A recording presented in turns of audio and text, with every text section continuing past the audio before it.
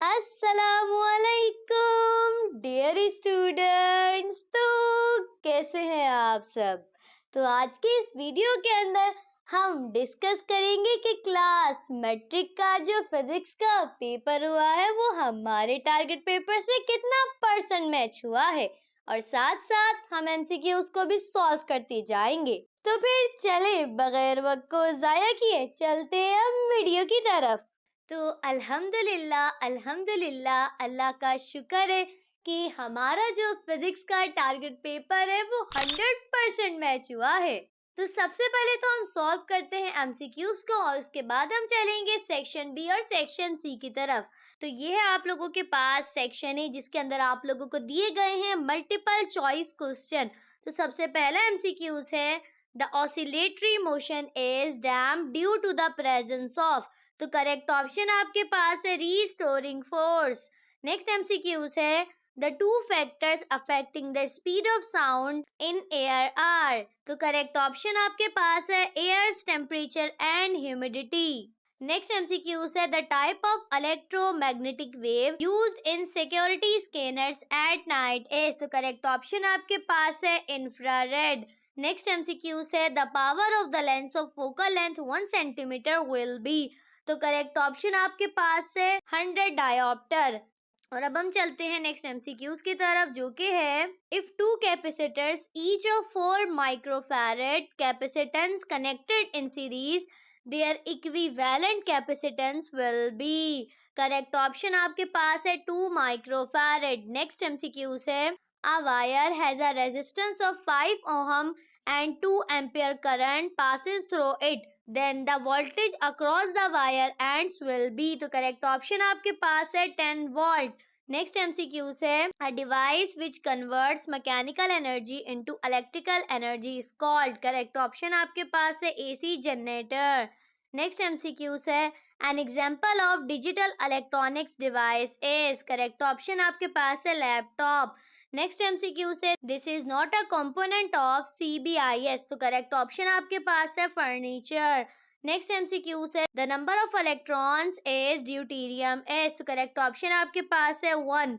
Next MCQ से the nuclear radiation which has the highest penetrating ability is. Correct option आपके पास है gamma. अब जरा हम बढ़ते हैं लास्ट एमसीक्यूज की तरफ, जो कि है These cannot carry electric charge। तो करेक्ट ऑप्शन आपके पास है वाटर वेव। तो ये थे आप लोगों के पास टोटल 12 एमसीक्यूज। तो अब आप लोगों ने फटाफट से मुझे कमेंट करके बताना है कि आप लोगों के कितने एमसीक्यूज करेक्ट गए हैं, ताकि हमें भी तो पता चले कि किस स्टूडेंट के सबसे ज्यादा एमसीक्यूज करेक्ट गए हैं। और अब हम चलते हैं सेक्शन बी की तरफ। तो ये है आप लोगों के पास सेक्शन बी, जिसके अंदर आपको दिए गए हैं शॉर्ट आंसर क्वेश्चन। ठीक है, अगर मैं बात करूं अपने टारगेट पेपर की कि मेरे टारगेट पेपर से कौन कौन से क्वेश्चन मैच हुए हैं, तो आप लोगों के पास जो सबसे पहला क्वेश्चन है यानी कि question number 2, define frequency of wave drive relationship between wave speed wave length and frequency. ये वाला क्वेश्चन आपके पास पहले चैप्टर का पहला ही क्वेश्चन है, जो मैंने आपको टारगेट पेपर के अंदर बताया था, जिसके अंदर आपने एक डेरिवेशन ड्राइव करनी थी v is equal to f lambda. ठीक है, तो ये क्वेश्चन मैंने आपको टारगेट पेपर के अंदर बताया था। इसके अलावा आपके पास जो क्वेश्चन नंबर 5 है define electromotive force, right it's formula और एसआई यूनिट। तो ये क्वेश्चन भी मैंने आपको टारगेट पेपर के अंदर बताया था। तो इस क्वेश्चन को मैंने टारगेट पेपर के अंदर शॉर्ट फॉर्म में लिखा था, लेकिन एग्जाम में लॉन्ग फॉर्म के अंदर आया। तो आप लोग कंफ्यूज नहीं हो जाइएगा कि ये कौन सा क्वेश्चन है। ये वही वाला क्वेश्चन है डिफाइन ईएमएफ वाला। ईएमएफ की फुल फॉर्म इलेक्ट्रोमोटिव फोर्स होती है। तो ये वही वाला सवाल है। आपकी आसानी के लिए मैं यहाँ पे आपको शो भी करा देती हूँ कि ये ईएमएफ वाला क्वेश्चन मैंने टारगेट पेपर के अंदर दिया था।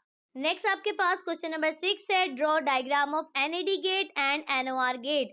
ये वाला क्वेश्चन मैंने आपको लॉन्ग के अंदर दिया था और ये शॉर्ट के अंदर आया है। ठीक है, इसके अलावा अब अगर हम बात करें न्यूमेरिकल्स की, तो आपके पास ये जो क्वेश्चन नंबर 8 है, इसके अंदर जो न्यूमेरिकल है, तो ये आपका यूनिट 11 से लिया गया है और ये भी मैंने आपको टारगेट पेपर के अंदर बताया था। इसके अलावा क्वेश्चन नंबर 9 में आपके पास जो न्यूमेरिकल है वो आपका यूनिट 12 से लिया गया है और ये भी मैंने आपको टारगेट पेपर के अंदर बताया था। नेक्स्ट आपके पास जो क्वेश्चन नंबर 10 है, ये आपका यूनिट 13 से आया है और ये भी मैंने आपको टारगेट पेपर के अंदर बताया है। इसके अलावा नेक्स्ट न्यूमेरिकल आपका जो है वो यूनिट 14 से आया है और ये भी मैंने आपको टारगेट पेपर के अंदर बताया है। और लास्ट आपके पास है क्वेश्चन नंबर 12, जो कि आपके पास यूनिट 15 से आया है और ये भी मैंने आपको टारगेट पेपर के अंदर बताया था। ठीक है, मैंने आपको बताया था कि कुछ चैप्टर न्यूमेरिकल्स के लिए मोस्ट इंपॉर्टेंट हैं, जिनसे लाजमी न्यूमेरिकल आएंगे, और अल्हम्दुलिल्लाह अल्लाह का शुक्र है कि उन्हीं से ही न्यूमेरिकल आए हैं। और जो मैंने आपको शॉर्ट बताए थे अल्हम्दुलिल्लाह वही आए हैं। तो ये हो गया आप लोगों के पास टोटल 8 क्वेश्चन।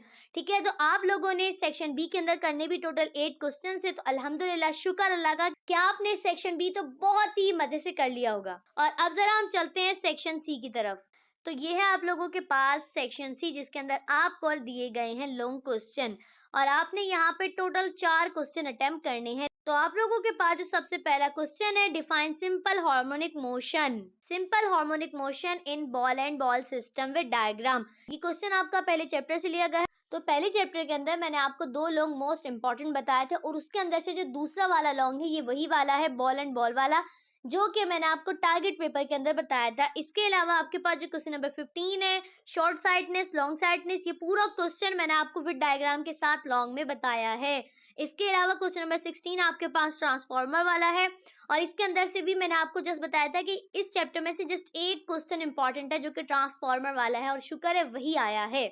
इसके अलावा अगर हम बात करें क्वेश्चन नंबर 17 की, तो ये वाला क्वेश्चन भी मैंने आपको टारगेट पेपर के अंदर बताया है, और ये क्वेश्चन मैंने आपको शॉर्ट में बताया था, लेकिन ये लॉन्ग के अंदर आया है। इसके अलावा आपके पास जो क्वेश्चन नंबर 8 है, ये भी मैंने आपको शॉर्ट में बताया था, लेकिन ये क्वेश्चन लॉन्ग में आया है। इसके अलावा आपके पास जो क्वेश्चन नंबर 19 है, डिफाइन न्यूक्लियर फिजन, ये तो आपके पास सबसे लास्ट चैप्टर का क्वेश्चन है, और इस चैप्टर में से मैंने आपको जस्ट एक लॉन्ग बताया था जो कि मोस्ट इंपॉर्टेंट है, और शुक्र है वही आए। तो अल्हम्दुलिल्लाह अल्हम्दुलिल्लाह अल्लाह का शुक्र है कि सेक्शन सी के अंदर तो सारे के सारे क्वेश्चन ही वही आए हैं जो कि मैंने आपको टारगेट पेपर के अंदर बताया। तो अब मुझे कमेंट करके ये मत कहिएगा कि मैं इस कुछ भी नहीं लगा, क्योंकि पूरा का पूरा पेपर लगा है। सेक्शन बी के अंदर भी पूरे के पूरे 8 सवाल लगे हैं। इसके अलावा सेक्शन सी के अंदर तो सारे के सारे लॉन्ग लगे हैं। तो अब बिल्कुल मत कहिएगा कि मैं इस नहीं लगा, कम लगा है, ऐसा है और वैसा है। ठीक है, तो अल्लाह का शुक्र है कि हमारा जो टारगेट पेपर है वो 100 प्लस लगा है, और इंशाल्लाह इंशाल्लाह अब आप लोगों का जो एक पेपर रह गया है सिंधी का, वो भी इसी तरह लगेगा। और सिंधी के टारगेट पेपर का जो लिंक है वो मैं डिस्क्रिप्शन में दे दूंगी, तो आप लोग फटाफट जाके उसको वॉच कर लीजिएगा, क्योंकि सिंधी के टारगेट पेपर के अंदर भी मैंने मोस्ट इंपॉर्टेंट सवालात, मरकजी ख्याल, खुलासे, मजमून वगैरह सब कुछ जो है वो मोस्ट इंपॉर्टेंट बताया है, और बहुत कम बताया है। तो फटाफट अगर आप लोगों ने अभी तक सिंधी के पेपर की तैयारी नहीं करी है तो फटाफट जाकर वीडियो को वॉच करें, और इंशाल्लाह अब हम मिलेंगे नेक्स्ट वीडियो में। तब तक के लिए अल्लाह हाफिज।